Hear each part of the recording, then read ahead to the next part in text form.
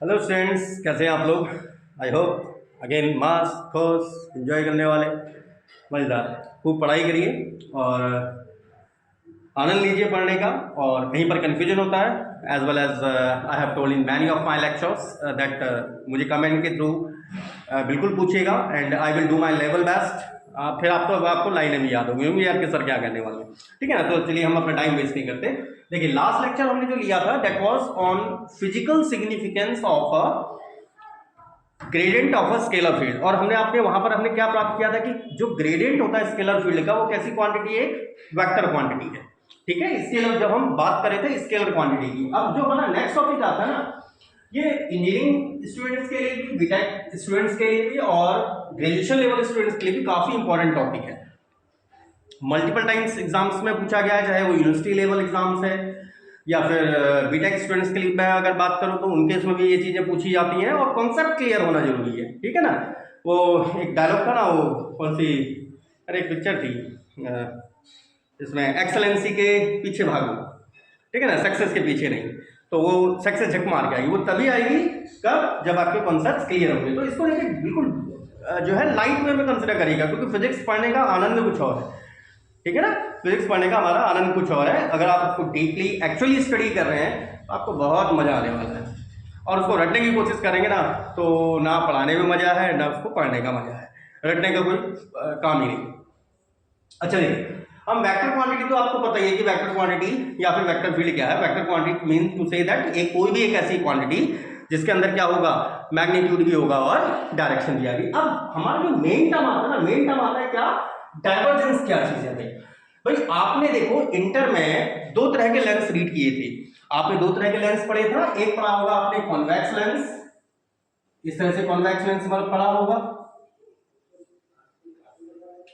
इसको आप दूसरी भाषा में क्या बोलते थे, कन्वर्जिंग लेंस।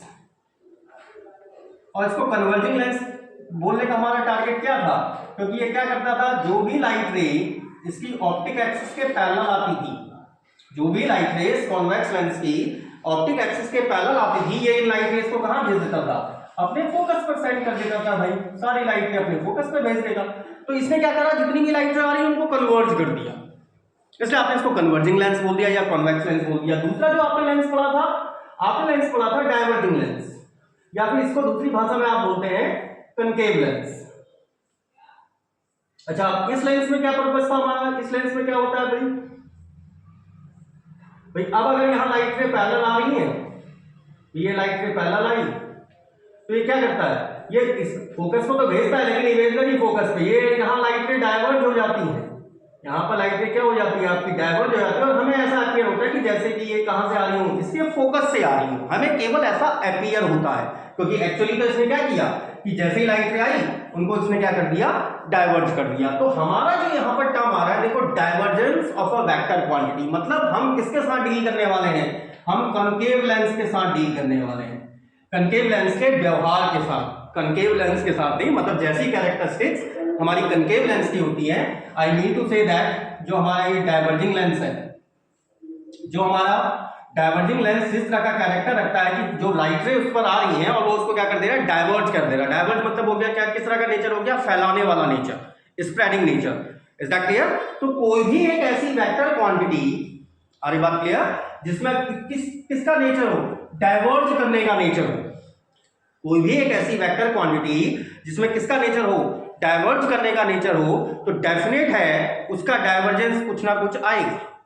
जिसमें डाइवर्ज करने का नेचर होगा तो इसमें क्या आएगा, मतलब any of the vector quantity, आप क्या लिख सकते हैं, any of the vector quantity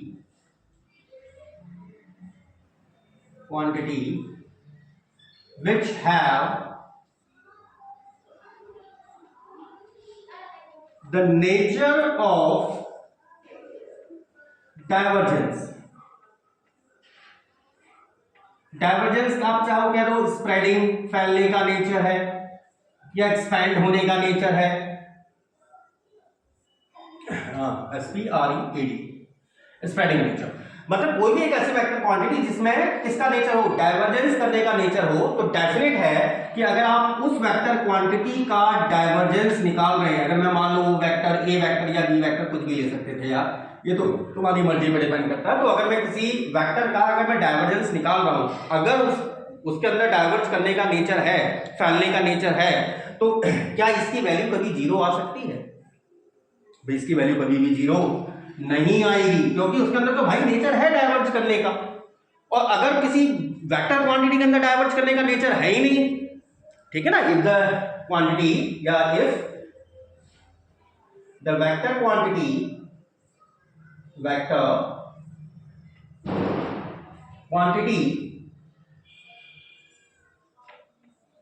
do not have the nature of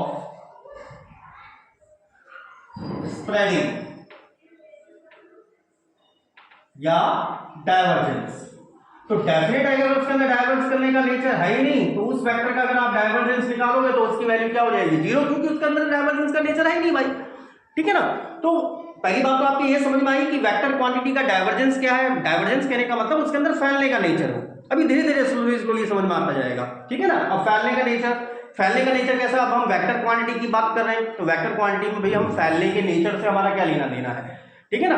तो फैलने का नेचर कहने का मतलब है उसके मैग्नीट्यूड में चेंज आना, वो बढ़ रहा है या फिर घट रहा है, ठीक है ना, या फिर रिमेन कांस्टेंट रह रहा है, ठीक है। हमारा जो यहाँ पर फैलने का कहने का जो हमारा पर्पज है दैट इज कि उसका मैग्नीट्यूड कंटिन्यूअसली आपका इंक्रीज हो रहा है या कंटिन्यूअसली डिक्रीज हो रहा है, उस पर डिपेंड करते हुए, ठीक है, या फिर चेंज हो ही नहीं रहा, मैग्नीट्यूड ही कांस्टेंट, डायरेक्शन तो होगी सेम ही होगी भाई। जैसे अगर मैं फॉर एग्जांपल ले, क्योंकि अगर मैं यहाँ पर डाइवर्जेंस को थोड़ा सा और ब्रॉड सेंस में जाए, तो divergence are of 3 type, divergence भी 3 प्रकार के होते हैं।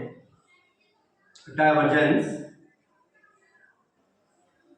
Are of 3 types. पहला होता है पॉजिटिव डाइवर्जेंस।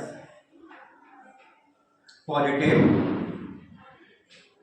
डाइवर्जेंस कहने का मतलब आप इस तरह से समझो कि मान लो कोई होल था, ठीक है, जैसे ट्यूबवेल देखा ना, ट्यूबवेल में जब आप इंजन चालू करते हैं तो ट्यूबवेल के मुंह से पानी निकलता है। अब ट्यूबवेल का मुंह तो इतना ही है भाई, ट्यूबवेल का जो मुंह होता है आपने देखा होगा, जैसे आप ट्यूबवेल जो इंजन स्टार्ट करते हैं ना, जब खेतों में इंजन स्टार्ट करते हैं, जब आप यहाँ एक मोटर लगी रहती है, आप इंजन स्टार्ट किया, इसका मुंह तो इतना ही, तो पानी निकलने की स्पेस तो इतनी है, लेकिन यहाँ पर क्या होता है आपका वाटर फैलने लग जाता है, तो उसके अंदर स्प्रेडिंग का नेचर है, ठीक है ना। वाटर के अंदर क्या है, या उस फ्लूइड के अंदर मेरे पास क्या है, फैलने का नेचर है, वो फैल रहा है, बाहर निकलते ही फैल जा रहा है।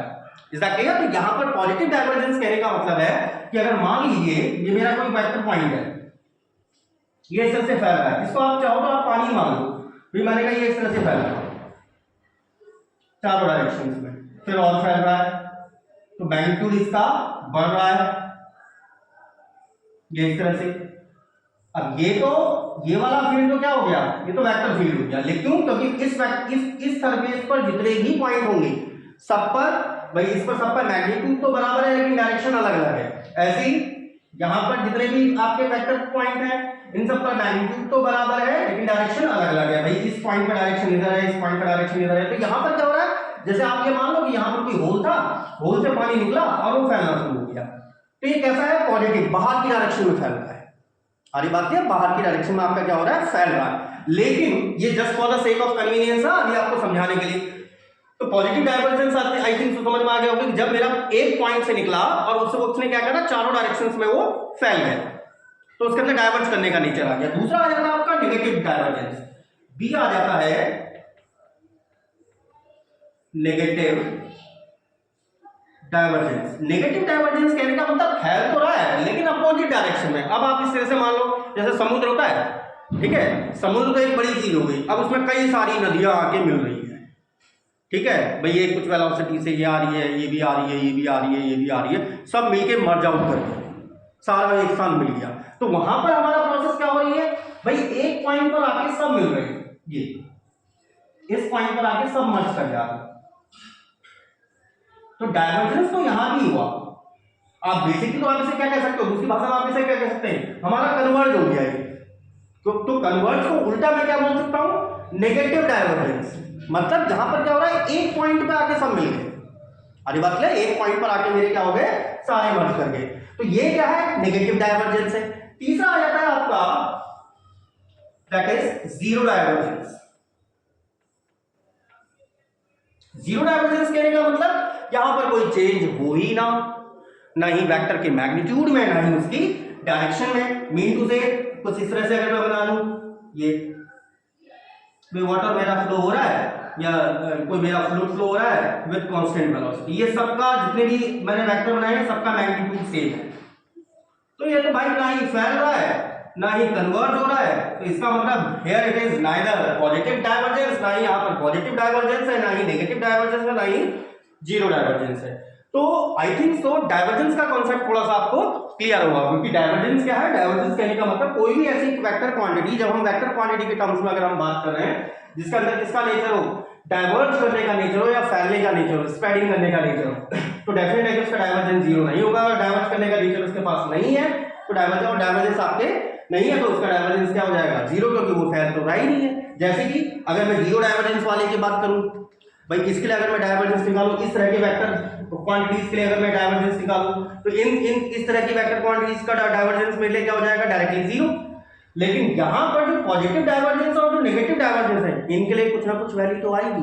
हाँ, ये नहीं भी पॉसिबल कि हाँ ये फैल रहा है, ये बाहर की डायरेक्शन में जा रहा है, तो उसके लिए पॉजिटिव धनात्मक मान आ जाएगा मेरे पास। जो नेगेटिव डाइवर्जेंस है वहां पर मेरे लिए वैल्यू क्या आ जाएगी, एक नेगेटिव वैल्यू आ जाएगी। तो आई होप सो आपको ये लेंस बनाने की जरूरत नहीं है, आप केवल यहां से लिख लीजिए any of the vector quantity which have the nature of divergence and then divergence A not equals to 0 और ये and divergence R of 3 type, और ये तीनों फिगर बना लीजिए। उसके बाद हम फिर हम जो अब एक्चुअली हम मैथमेटिकली भी इस चीज को डिस्कस करेंगे कि हम इसको कैलकुलेट कैसे करें, how can we calculate the divergence of a vector quantity. फिर हम चाहे हम उसके फैलने की बात करें, पॉजिटिव डाइवर्जेंस की बात करें या फिर नेगेटिव डाइवर्जेंस की बात करें। तो एक बार फर्स्ट ऑफ ऑल इसको कॉपी कर लीजिए, then we are going on further discussion. तो आपने कॉपी कर लिया होगा। अब हम बात करते हैं थोड़ा सा मैथमेटिकल एनालिसिस की। अगर हम किसी भी वेक्टर क्वांटिटी का डाइवर्जेंस निकालना चाह रहे हैं और हम ये मान के चल रहे हैं, क्योंकि हम डाइवर्जेंस तभी निकाल पाएंगे जब हम ये कंसीडर करके चल रहे हैं कि भाई उस वेक्टर क्वांटिटी के अंदर किसका नेचर हो, डाइवर्ज करने का नेचर हो। तो हम अपने दिमाग में एक थोड़ा सा चीज सेट करिए कि मान लो हम ये मान ले रहे हैं कि कोई मेरे पास फ्लूइड है, ठीक है, वो फ्लो हो रहा है, फ्लूइड हमारा क्या कर रहा है, फ्लो कर रहा है, ठीक है। तो फ्लूइड अगर मेरा कोई फ्लो कर रहा है, इस तरह से मैंने मान लिया, कोई भी फ्लूइड आप कंसीडर कर सकते हो, ये हमारा कोई भी एक फ्लूइड है, और इसकी जो वेलोसिटी है ना, इसकी वेलोसिटी लगातार इंक्रीज हो रही है। मतलब आपका किस तरह का नेचर है, भाई पहले वेलोसिटी मैंने क्या कहा, पहले वेलोसिटी मैं मान ले रहा हूं ये है, फिर और थोड़ा सा इंक्रीज कर गई, फिर और थोड़ा सा इंक्रीज कर गई, इस तरह से।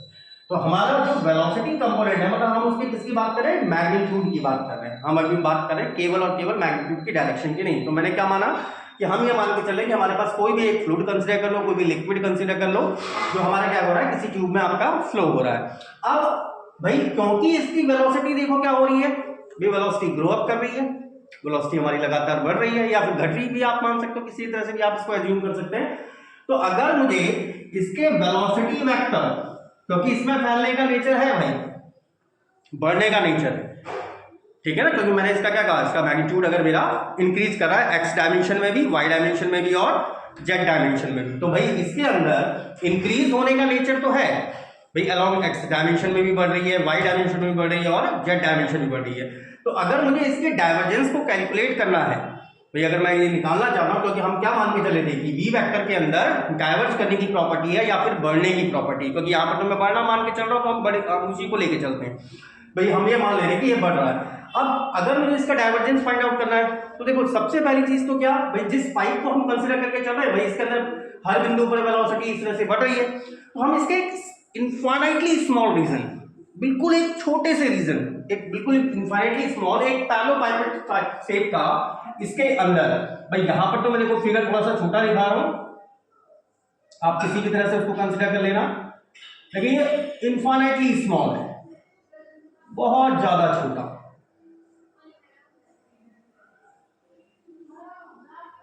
हम मान ले रहे हैं कि ये लिक्विड जो है भाई यहां से एंटर कर रहा है, यहां से वो लिक्विड एंटर कर रहा है और यहां से लिक्विड बाहर निकल रहा है। ठीक है, हम केवल एक्स डायमेंशन को लेके चलेंगे, बाद में फिर वाई और जेड डायमेंशन की बात हम उसके बाद करेंगे। तो हमने क्या कहा भाई, वो बिल्कुल ही एक इनफाइनाइटली स्मॉल एक पैरेललोपाइपेट में फ्लो हो रहा है, और एक इनफाइनाइटली स्मॉल कह रहा हूं तो आप ये कंसीडर कर सकते हो भाई, आप मान लो कि ये जो डायमेंशन है, ये वाली जो डायमेंशन है, ये मेरी एक्स एक्सिस, इस वाली डायमेंशन को मान लो हमने मान ली ये वाई एक्सिस, और इस वाली डायमेंशन को देख ले रहे हैं जेड एक्सिस। अब हम केवल स्टडी करें इतने छोटे से पैरेललोपाइपेट के लिए कि इतने छोटे से पैरेललोपाइपेट में भाई जो हमारा छोटा सा पैरेललोपाइपेट है, विद इन दैट पैरेललोपाइपेट हमारा वेलोसिटी में कितना चेंज आया, what is the change in velocity भाई इतने छोटे से उसमें जब मैं केवल एक्स एक्सिस के अलाउंग हम उसको डिस्कस करें। तो हम ये मान ले रहे हैं, देखो जो जो चीजें आपने कंसीडर करी, फर्स्ट ऑफ ऑल तो यही फिगर बनाना है आपको। हम क्या मान के चल रहे हैं कि let considering a fluid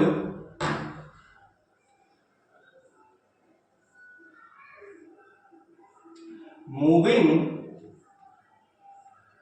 inside a infinitely small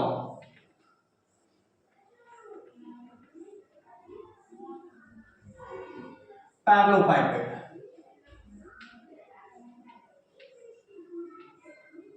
having, और इसकी डायमेंशंस हम क्या कंसीडर कर रहे हैं, डायमेंशंस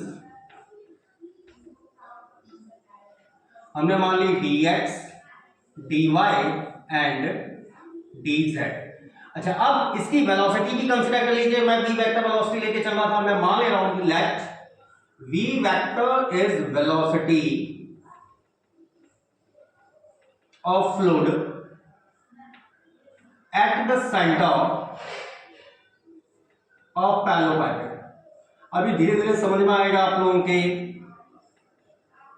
क्योंकि देखो खाली कॉपी करने का कोई मतलब नहीं, केवल कॉपी करने से कोई फायदा नहीं होगा, इसलिए उसको प्रॉपर्ली समझें। मैं बार बार कहता हूं कि हाँ भी अगर कोई चीज फिर भी कंफ्यूज करे तो मुझे आप कमेंट सेक्शन के थ्रू पूछ सकते हैं। तो इसलिए कॉपी करने से मतलब नहीं, कॉपी तो आप यार एनी हाउ किसी भी बुक से कर सकते हैं, तो इससे कोई इफेक्ट नहीं पड़ता, लेकिन इसको समझना जरूरी है। तो हमने क्या माना था, पहले एक लॉन्ग सा एक ट्यूब कंसीडर करी थी। अब उतने लंबे ट्यूब में तो स्टडी करना थोड़ा सा डिफिकल्ट है, तो हमने क्या लिया, कुछ उसके अंदर से एक छोटा सा रीजन, एक बिल्कुल स्मॉलेस्ट पैरेललोपाइपेट उठा के लिया, जिसकी डायमेंशन हमने ले ली dx, dy और dz, और इसके सेंटर पे क्या मान लिया, इसके सेंटर पे हमारी जो फ्लूइड की वेलोसिटी है दैट इज v वेक्टर। और इसके अंदर क्या नेचर है, v वेक्टर के अंदर ही मेरा कौन सा नेचर है, यहां पर आपके पास कंडीशन है v vector has the nature of divergence, has the nature of divergence या has the character of divergence. इसके अंदर डाइवर्जेंस का कैरेक्टर है आइदर पॉजिटिव और नेगेटिव। तो इसी फिगर को अब थोड़ा सा हम ब्रॉड सेंस में बना रहे हैं, समझिएगा इसे।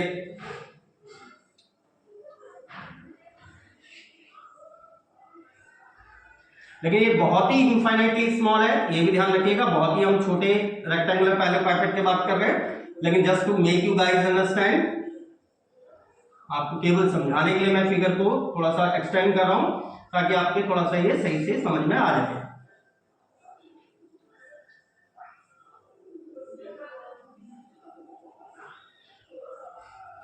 ठीक है, तो हम इस डायमेंशन को देखो क्या मान के चले थे, ये डायमेंशन में लेके चला था एक्स एक्सिस, इस डायमेंशन को हम लेके चले थे वाई एक्सिस, और इस डायमेंशन को लेके चले थे जेड एक्सिस। और हमने क्या कंसीडर किया कि इसके सेंटर पर, ये बिल्कुल सेंटर है इसका, और हमने जो डायमेंशंस ली हैं, डायमेंशंस क्या क्या हो गई, ये वाली डायमेंशंस मेरी, ये वाली डायमेंशन है dx, वाई एक्सिस ये है, इसका मतलब ये वाली डायमेंशन मेरी है dy, एंड जेड एक्सिस ये है, इसका मतलब ये डायमेंशन है dz। और हम इसके सेंटर पर वेलोसिटी जो कंपोनेंट लेके चले हैं, इसके सेंटर पर हमने वेलोसिटी मानी है v वेक्टर। अब आपको पता है कि भाई अगर वेलोसिटी है तो इसके तीन कंपोनेंट होंगे, भाई इसकी वेलोसिटी x एक्सिस के अलोंग भी होगी, y के अलोंग भी होगी और z के अलोंग भी होगी। तो हम ये मान ले रहे हैं कि let v vector equals to, हमने कंसीडर कर लिया vx y vyj plus vz k है, is velocity of the fluid at the center of the parallelepiped, हमारे पैरेललोपाइपेड के सेंटर पर। इसका मतलब अब ये लाइन मुझे क्या बता रही है, ये लाइन मुझे ये बता रही है कि फ्लूइड की जो वेलोसिटी है उसका एक्स एक्सिस के अलोंग कंपोनेंट है vx, y एक्सिस के अलोंग कंपोनेंट है vy और z एक्सिस के अलोंग कंपोनेंट है vz। मतलब इस फ्लूइड का इस एक्सिस के अलोंग तो है vx, इज दैट क्लियर? यहां एक्सिस के अलोंग है vy कंपोनेंट और इसके अलोंग है vz कंपोनेंट। अच्छा, अब हमने क्या कंसीडर किया था, देखो हम जो स्टार्टिंग में लेके चले थे, हम क्या मान के चल रहे थे कि हमारा जो वेलोसिटी है या फिर जो वेक्टर हम यहाँ पर क्वांटिटी लेके चल रहे हैं कि v vector has the nature of divergence. v vector के अंदर डाइवर्ज करने की प्रॉपर्टी है। डाइवर्ज करने की प्रॉपर्टी है कहने का मतलब जब फ्लूइड में ना अगर इस पॉइंट पर फ्लूइड की एक्स एक्सिस के अलोंग वेलोसिटी vx है, डेफिनेटली इस फेस के सेंटर पर भाई यहां से लेके यहां तक जाने में, भाई अगर ये सेंटर है तो आप इसको देखो खुद ही समझ सकते हैं, ये सेंटर कहने का मतलब ये दूरी कितनी रही होगी। भाई अगर आप किसी भी रूम को इस तरह से कंसीडर कर लो, भाई सेंटर पर मैं वेलोसिटी v कह रहा हूं, तो अगर ये डायमेंशन dx है तो डेफिनेटली ये भी dx/2 और ये भी dx/2 डिस्टेंस रही होगी। अब हम ये मान के चल रहे हैं क्या कि इसके वेलोसिटी में डाइवर्जेंस का नेचर है, डाइवर्ज होने का नेचर है। इसका मतलब इसकी वेलोसिटी अगर इस पॉइंट पर vx है, इस पॉइंट पर डेफिनेटली vx से ज्यादा नहीं होगी, ये कंफर्म्ड है। और किसके एक्सिस के अलोंग है ये किस एक्सिस के अलोंग बढ़ रही है वेलोसिटी, एक्स एक्सिस के अलोंग। और डेफिनेट है ये पॉइंट भी कंफर्म्ड हो गया। भाई अगर मैं पूरे क्यूबॉइड का सेंटर O कह रहा हूं, इसका सेंटर मान लो C1 है, इस वाले फेस का, ये वाला फेस कुछ भी नाम ले दीजिए इसे A B C D, इस वाले को, ये तो मेरा ऑरिजिन है, कुछ भी नाम ले दो यार, PQRS PQR। तो C1 पर पहुंचने पर इस फ्लूइड की वेलोसिटी vx तो नहीं रही होगी, vx से थोड़ा सा बढ़ गई होगी, कहां की डायरेक्शन में, एक्स एक्सिस के अलोंग। और कितना दूरी ट्रैवल करने पर यहां से लेके यहां तक की डिस्टेंस आप बता सकते हैं? अगर ये सेंटर पॉइंट है तो डेफिनेटली ये डिस्टेंस क्या रही होगी, dx/2, और ये डिस्टेंस भी रही होगी आपके पास dx/2 डिस्टेंस।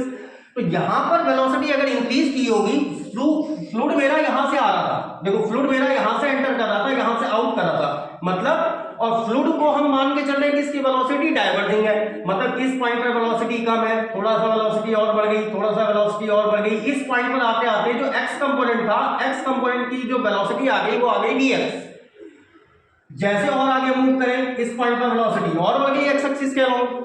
केवल मैं अभी एक्स डायमेंशन की बात कर रहा हूं, जो मैं आपको स्टार्टिंग में बोल रहा था कि अभी हम एक ही डायमेंशन को लेके चल रहे हैं, that is along x dimension. तो एक चीज तो आपको एक चीज समझ में आ रही है ना कि भाई एक्स एक्सिस के अलोंग अगर इसकी velocity at the centre point vx है, तो जैसे जैसे आप मूव करोगे, कितना दूरी मूव करा आपने, dx/2, you have run dx/2, आपने dx/2 डिस्टेंस ट्रैवल किया, तो C1 पर एक्स एक्सिस के अलोंग इसकी वेलोसिटी बढ़ गई होगी, y और z के अलोंग अभी हम बात ही नहीं कर रहे, क्योंकि हम फ्लूइड यही मान के चल रहे हैं, ऐसे मान के चल रहे हैं कि हमारा फ्लूइड इस तरह से फ्लो हो रहा है, यहां से एंटर कर रहा है और यहां से आउट कर रहा है। यहां इंक्रीज हुई होगी, इसका मतलब इस वाले पॉइंट पर कम रही होगी ना, ये vx से कम रही होगी, यहां पर कम होगी, इससे थोड़ा सा और बड़ी होगी, और बड़ी vx पहुंच गई, तो vx से तो कम रही होगी, लेकिन ये कम भी कितनी, dx/2 दूरी पहले कितनी थी, क्लियर? तो भाई अगर मेरा फ्लूइड, अगर हम केवल वन डायमेंशन की बात करें,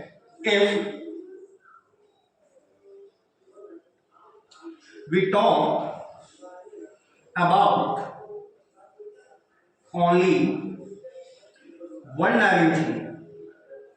तो आपने क्या पढ़ा था, जब मैं y एक्सिस और z एक्सिस की बात नहीं करूं, जब हम y और z की बात ना करें, केवल x एक्सिस के अलावा बात करें, then del vx by del x, ये किस बात को इंडिकेट करता है, vx में होने वाले चेंज को वेलोसिटी में x एक्सिस वाले कंपोनेंट में होने वाला change with respect to x axis represents the change in x component of velocity, x component of velocity along x axis। और सिमिलरली अगर हम y और z की बात करते हैं, similarly del vy by del y del v z by del z, ये partial differentiation है। इसमें मैंने आपको बताया था जब हम x के रिस्पेक्ट में करते हैं तो y और z को कंसीडर नहीं करते, और मैं यहाँ पर कंसीडर कर भी नहीं रहा हूँ क्योंकि हमने तो x के, ये तो केवल आपको सिमिलरली करके इसलिए लिखा दे रहा हूँ क्योंकि अगर हम y में कंसीडर करते हैं, मतलब मैं फ्लूइड ऐसे मानता मतलब ये मेरा कमरा, मैं यहाँ से मानता, यहाँ से एंटर कर रहा है, उस वाले फेज से बाहर निकल रहा है, तो ये मेरा कमरा मान लो, यहाँ पर एक डब्बा कंसीडर कर लो यार, एक छोटे से डब्बे को कंसीडर करना it is not a big thing. तो यहाँ से उसने एंटर किया, उस वाले सरफेस से बाहर निकला, ठीक है, तो मैं y के अलाउंग कंसीडर कर रहा हूँ। z में भाई आप कहीं से भी यहाँ से एंटर करवा लो, यहाँ से बाहर निकलवा लो, तो अभी हम केवल वन डायमेंशन को कंसीडर करके चल रहे हैं, तो हम तो अभी x में ही बात करेंगे, लेकिन केवल सिमिलरली करके दिखा दे रहा हूँ। Similarly del v y over del y and del v z by del z represents the change in velocity, the change in velocity, the change in x component, that represents the change in y and z component of velocity, change in y and z component of velocity along y and z axis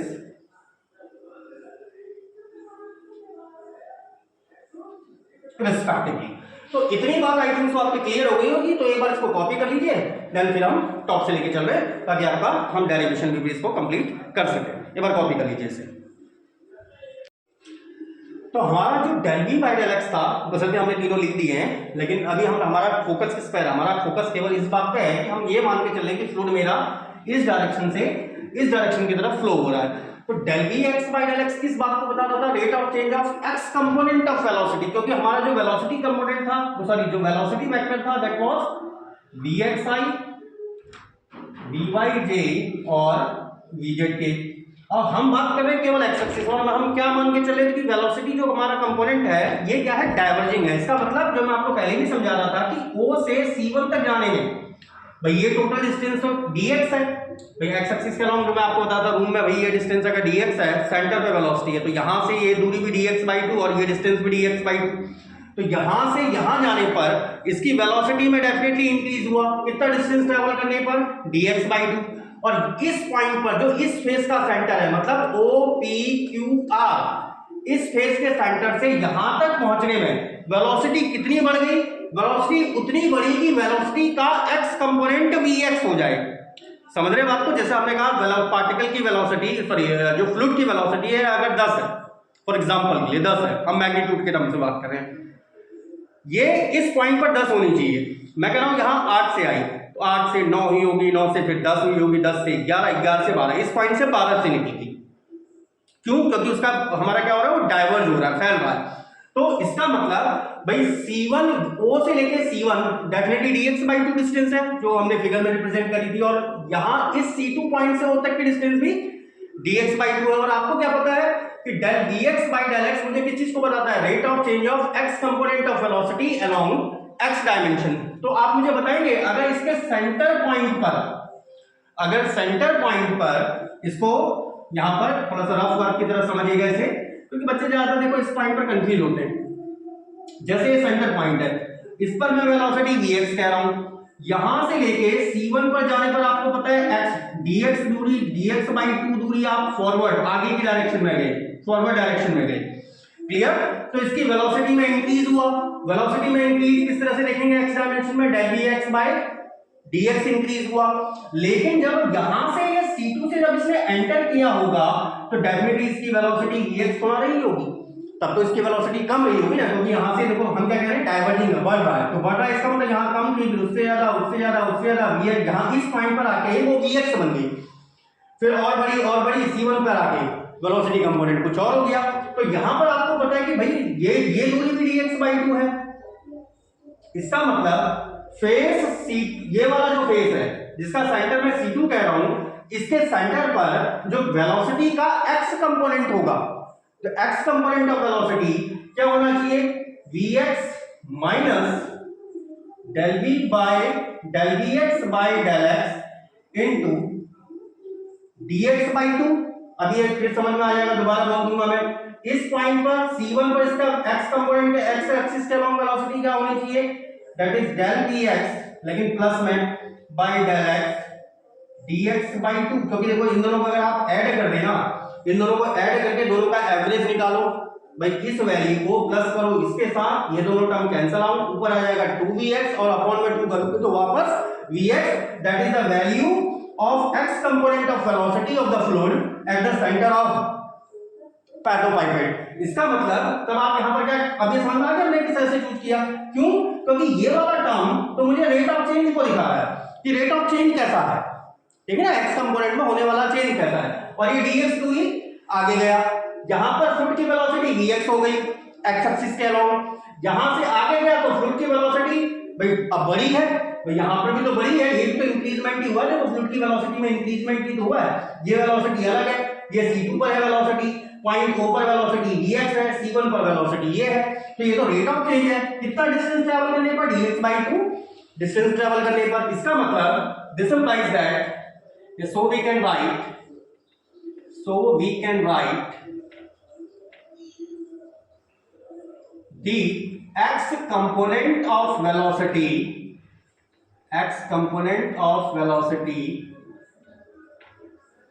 of fluid, अगर इसके अंदर diverging nature है, at centre C2 of face, कौन सा face है ये, OPQR,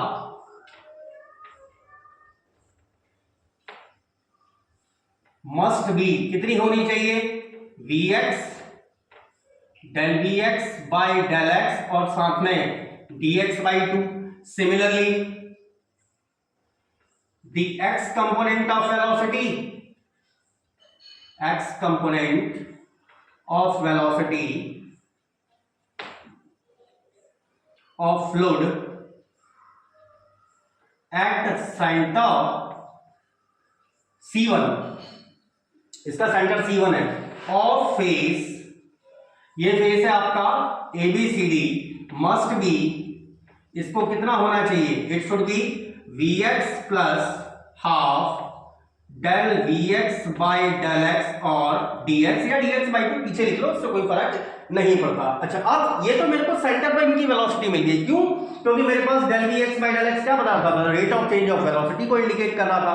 अच्छा, अब अगर मैं ये देखना चाहूं कि यहां से कितना फ्लूइड, यहां से ये जो मेरा फेस है OPQR, यहां से कितना फ्लूइड पर यूनिट टाइम में एंटर किया, कितना वॉल्यूम एंटर किया, क्लियर। तो आपने वॉल्यूम क्या पढ़ा था, बताओ वॉल्यूम क्या होता है, that is area into length. Area तो मुझे पता है कि भाई इस फेस का एरिया हम निकाल सकते हैं, भाई एक लेंथ है dy, एक लेंथ है dz, that is the area. Length कहने का मतलब यहां से फ्लूइड ने 1 सेकंड में कितनी दूरी ट्रैवल करी, क्योंकि देखो अगर मैं एरिया ये ले लूं और 1 सेकंड में चली ये डिस्टेंस को ट्रैवल कर दूं, तो आपके पास ये एरिया ही तो बन गया, यहां पर एरिया ही तो जनरेट हो जाएगा, ये इस तरह से एरिया ही तो आपका जनरेट हो जाएगा, क्लियर। तो आप यहां से क्या निकाल सकते हो, so the volume of liquid, जितना लिक्विड यहां से प्रवेश कर रहा है, या फिर उसको दूसरी भाषा में बोल सकते हैं क्या, कि पर यूनिट वॉल्यूम से या इस सरफेस से, ठीक है ना, पर यूनिट टाइम में कितना लिक्विड वॉल्यूम हमारा एंटर किया, या इनवर्ड फ्लक्स, उसको दूसरी फिजिक्स की भाषा में कहूं तो उसको फ्लक्स बोल सकते हैं। So the flux entering from किस, इससे OPQR से, so the flux entering from कौन सा सरफेस है, OPQR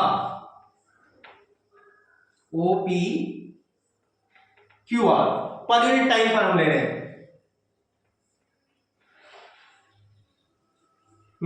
तो फ्लक्स मतलब क्या था, मैंने अभी बताया था, फ्लक्स मतलब भाई हमारा कितना आयतन प्रवेश कर रहा है। आयतन कैसे निकालोगे आपका, भाई यहां से 1 सेकंड में लिक्विड ने डिस्टेंस कितनी ट्रैवल करी, और 1 सेकंड में कितनी डिस्टेंस ट्रैवल होती है। भाई आपने वेलोसिटी की डेफिनेशन क्या पढ़ी है यार, वेलोसिटी की एक तो डेफिनेशन पढ़ी है, डिस्प्लेसमेंट ओवर टाइम, और इसी को आप डिस्टेंस ओवर टाइम कह सकते हो। वेलोसिटी को अगर वापस बैक नहीं आना है, वापस बैक नहीं आना कहने का मतलब अगर आप A से D पर जा रहे हो, वापस नहीं आए, तो A से B तक यही आपकी डिस्प्लेसमेंट भी है, यही डिस्टेंस भी है। लेकिन आप B पर अगर रिटर्न हो गए तो आपकी डिस्प्लेसमेंट हो गई 0, ठीक है। तो अगर मेरा हमारा लिक्विड वन वे डायरेक्शन में मूव कर रहा है तो मैं इसको डिस्टेंस ओवर टाइम कहूं। अगर टाइम की वैल्यू 1 है तो हम क्या करें कि 1 सेकंड में प्रवेश करने वाले लिक्विड का आयतन कितना है, तो हमने क्या लिखा, the flux entering from OPQR per unit time, या फिर आप क्या लिख सकते हो, the volume of liquid entering from surface OPQR per unit time, और उसका भाई वॉल्यूम अगर मैं निकाला हूं that is area into 1 second में चली गई दूरी, तो उसको आप क्या लिखेंगे, area of OPQR into distance travelled by fluid in 1 second. अच्छा, इसका एरिया बोलो, 1 सेकंड में कितना, जो 1 सेकंड में चली गई दूरी क्या होती है, टाइम को 1 करो तो वेलोसिटी क्या होती है, 1 सेकंड में चली गई दूरी होती है हमारी। तो यहां पर इसके सेंटर पे कितनी थी वेलोसिटी, इसके सेंटर पर थी ये, देखो C2 के सेंटर पे ये थी, तो ये क्या आ गया आपके पास, it is Vx minus half of del Vx by del x into dx, और एरिया, इसका एरिया बोलो, length into height, it is dy and dz। ये आ गई आपके पास पहली इक्वेशन। इसी प्रकार आप यहां से 1 सेकंड में आउट करने वाले फ्लक्स को भी निकाल सकते हैं, एंड द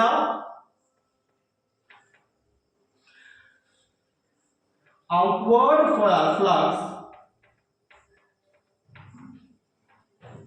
फ्रॉम सरफेस, ये कौन सा सरफेस है, ABCD, और हम निकाल तो पर यूनिट टाइम में रहे हैं, ये सारा एंटायरली आपका रफ वर्क है। वहां से कितना हो जाएगा भाई, इसका एरिया, यहां पर देखो ये लेंथ मेरी dy ही है, ये लेंथ dz ही है, तो एरिया तो मेरे लिए सेम है, बस यहां पर लिक्विड की जो, ये लिक्विड या I mean to say that fluid की जो वेलोसिटी कंपोनेंट है वो चेंज हो गया है। तो यहां पर मेरे पास क्या आ जाएगा, it will be Vx plus half of del Vx by del x dx and out of dy by dz। अब आपको क्या दिखाई दे रहा है यार, यहां से 1 सेकंड में इतना फ्लूइड ने प्रवेश किया, 1 सेकंड में इतना फ्लूइड आउट हो गया, इसका मतलब एक्स एक्सिस के अलॉन्ग नेट फ्लक्स कैसे निकालूंगा भाई, 1 सेकंड में यहां से घुसा, 1 सेकंड में यहां से निकला, तो एक्स एक्सिस के अलॉन्ग मेरा नेट फ्लक्स कैसे निकाल देंगे, अल्फा 2 में से अल्फा 1 क्या कर दो, सब्ट्रैक्ट कर दो, तो एक बार इसको कॉपी कर लीजिए, then we are going to find out the net flux along x axis.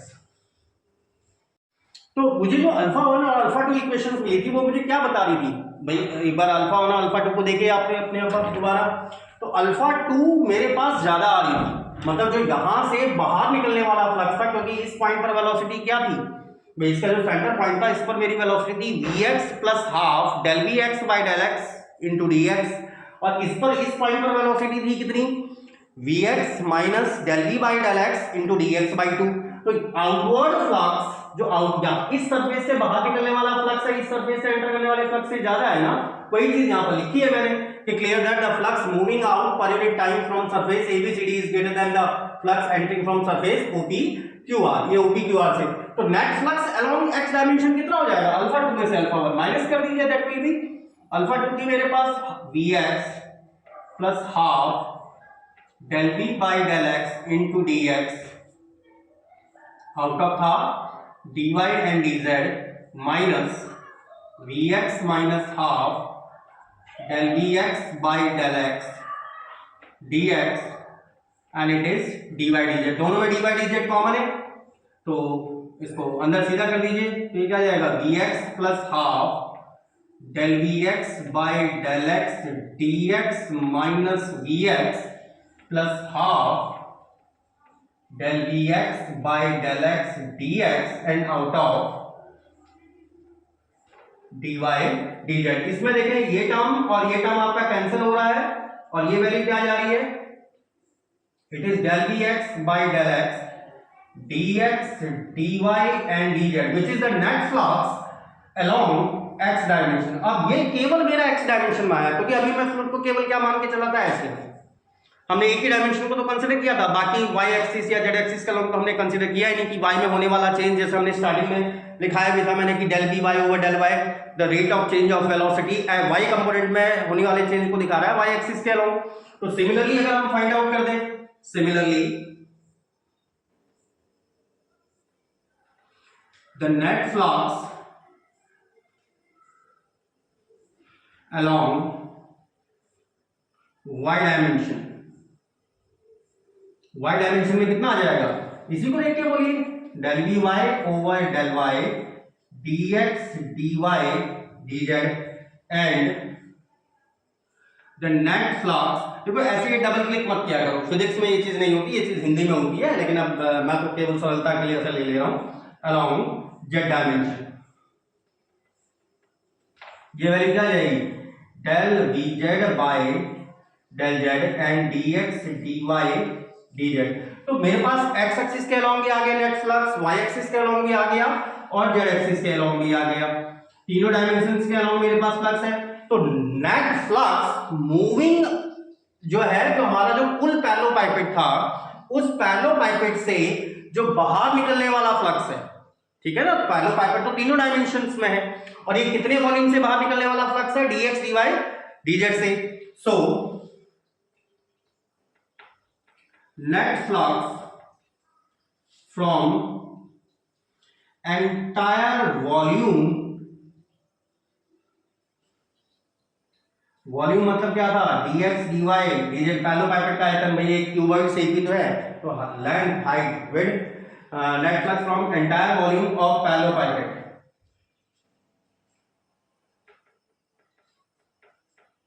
क्या आ जाएगा, तीनों को जोड़ दीजिए एक्स वाई जेड, और तीनों में आपको कॉमन दिखाई दे रहा है ना, del v x by del x, del v y by del y, del v z by del z and out of dx dy dz। अब ये मेरा किससे निकलने वाला था, dx dy dz से, और ये कैसा वॉल्यूम था, एक इनफाइनाइटली स्मॉल, बहुत ही छोटा वॉल्यूम हमने कंसीडर किया था। तो हम कैसे निकालेंगे, भाई हमारा जो नेट फ्लक्स आएगा वो पर यूनिट वॉल्यूम से क्या हो जाएगा, पर यूनिट वॉल्यूम से निकालना पड़ेगा, क्योंकि हमने तो एक वॉल्यूम, फिर भी हमने एक वॉल्यूम, दो इट इज इनफाइनाइटली स्मॉल, यद्यपि ये इनफाइनाइटली स्मॉल है, लेकिन आप इसको यूनिट वॉल्यूम के लिए कंसीडर करेंगे, क्यों, क्योंकि हम बहुत ही ज्यादा छोटा उसको कंसीडर करके चल रहे हैं। सो द फ्लक्स, फ्लक्स मतलब कुछ अलग नहीं है, that is volume of the liquid. So the flux moving out per unit volume of parallel pipette.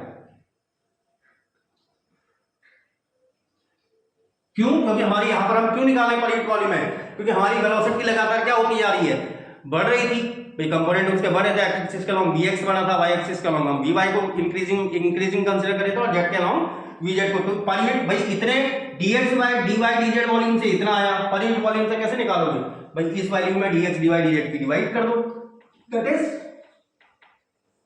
del vx by del x, del vy by del y, del vz by del z। और ये जो per unit volume से बाहर निकलने वाला flux है ना, that flux moving out per unit volume of the parallel pipette, यही कहलाता है डाइवर्जेंस ऑफ वेलोसिटी वेक्टर। इसी को हम कहते हैं डाइवर्जेंस ऑफ वेलोसिटी वेक्टर, जिसको हमने अभी क्या डिफाइन किया है, फिजिकली डिफाइन किया है। इसको फिर एक बार मैथमेटिकली भी इस चीज को देख लीजिए कि डाइवर्जेंस हम किस तरह से निकाल रहे हैं, तो एक बार पहले इस चीज को कॉपी कर लीजिए फर्स्ट ऑफ ऑल।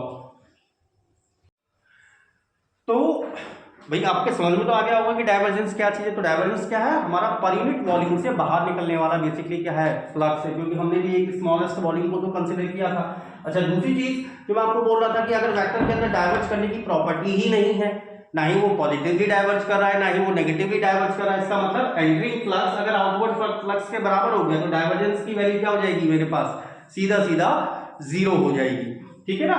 तो डाइवर्जेंस जब हम वेक्टर क्वांटिटी की बात कर रहे थे इन टर्म्स ऑफ, अगर हम ऑपरेटर के टर्म्स में बात करें in terms of del vector, देखें सिंस आपने पढ़ा था जो वेलोसिटी वेक्टर था हमारा, वेलोसिटी वेक्टर की यहां वैल्यू क्या थी, vxi plus vyj and plus vzt, and del vector आप पहले रीड कर चुके हैं, is that clear. Del vector इसकी वैल्यू क्या होती है, i del by del x, j del by del y and k del by del z।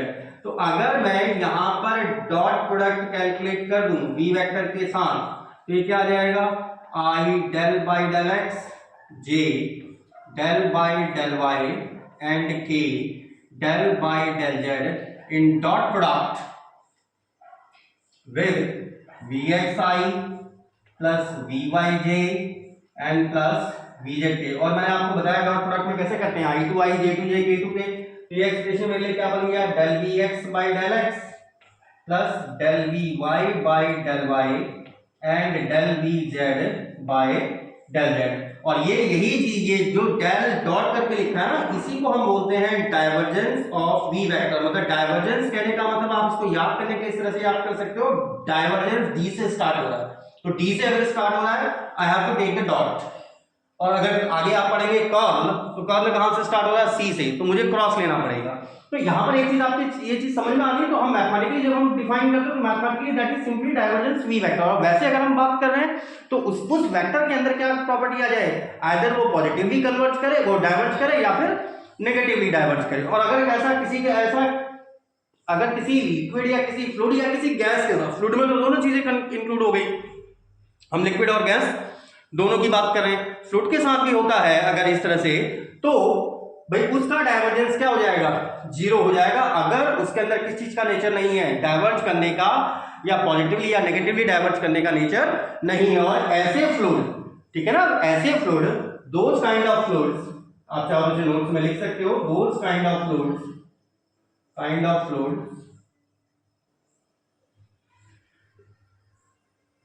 which do not have the nature of divergence, either positive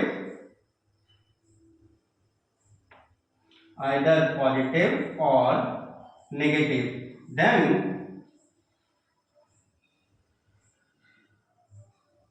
those kind of fluids which do not have the nature of divergence, then these kind of these fluids are called solenoidal. उसको हम क्या बोलते हैं, solenoidal. इसका मतलब अगर किसी भी वेक्टर क्वांटिटी के अंदर डाइवर्ज करने की प्रॉपर्टी नहीं है तो वो वेक्टर क्वांटिटी आपकी क्या कहलाएगी, सोलेनॉइडल कहलाएगी। और वहां पर जब हमारा डाइवर्ज करने का कैरेक्टर ही नहीं है, इसका मतलब उस फ्लूइड में ना ही चेंज इन डेंसिटी कुछ आएगा, ठीक है ना, वहां पर कोई सिंकिंग का कोई मतलब कोई सोर्स नहीं होगा। जैसे कोई सोर्स कहने का मतलब, जैसे मैंने आपको जब पॉजिटिवली डाइवर्जेंस की बात करी थी, तो एक सोर्स से निकल रही थी ना हमारी, एक सोर्स से हमारा क्या हो रहा था, वेक्टर क्वांटिटी एक्सटेंड हो रही थी। चाहे हम पानी की ही बात करते थे, जिसमें आपको ट्यूबवेल का एग्जांपल दे रहा था कि ट्यूबवेल के मुंह से लिक्विड बाहर को निकल रहा है, तो वो क्या है, वो ट्यूबवेल का जो मुंह है मेरे लिए एक सोर्स है। सिंक मतलब जैसे समुद्र में मैंने कहा कि यहाँ पे कई सारी नदियां जाके जा रही हैं, मिलके कई सारी नदियां एक साथ मिल जा रही हैं, तो सारी नदियां किस पे मिल रही हैं, सारी नदियां अलग अलग वे से आके आपके ओशन में क्या हो जा रही है, मर्ज हो जा रही है। तो ये क्या है, मेरे एक सिंक है। तो जहां पर इस तरह का कोई भी प्रॉपर्टी नहीं है, मतलब neither there is a source nor a sink, और वहां पर डेंसिटी चेंज की भी कोई कैरेक्टर नहीं है, तो उस तरह का जो हमारा क्वांटिटी होगी, ठीक है ना, वो कैसी क्वांटिटी कहलाती है, सोलेनॉइडल क्वांटिटी कहलाती है, जिसका डाइवर्जेंस क्या हो जाता है, आपका जीरो हो जाता है। और यहां से एक चीज और नोटिस करो कि जब आपने वेक्टर क्वांटिटी का डाइवर्जेंस निकाला, ये देखो प्योरली स्केलर आ रही है ना, which is a pure scalar value. ये कैसी वैल्यू है, प्योर स्केलर वैल्यू। और जब हम ग्रेडियंट फाइंड आउट कर रहे थे स्केलर फील्ड का, तो हमारे को क्या मिल रहा था, ये वेक्टर क्वांटिटी ऑब्टेन हो रही थी, ठीक है। तो ये चीज थोड़ा सा ध्यान रखिएगा, फिर हम नेक्स्ट टॉपिक में नेक्स्ट सेशन में इसको रीड करेंगे। इसके बावजूद भी देखिए, मैं बार बार कहता हूँ, कोई कंफ्यूजन है तो डेफिनेटली मुझसे पूछिए। वीडियो अच्छा लगता है, आपके समझ में आ रहा है तो लाइक करिए, सब्सक्राइब करिए, और कोई भी कंफ्यूजन है भाई तो पूछो मुझसे, ठीक है। एंड तब तक खुश रहिए, मस्त रहिए, जम के पढ़ाई करिए। Till then good bye.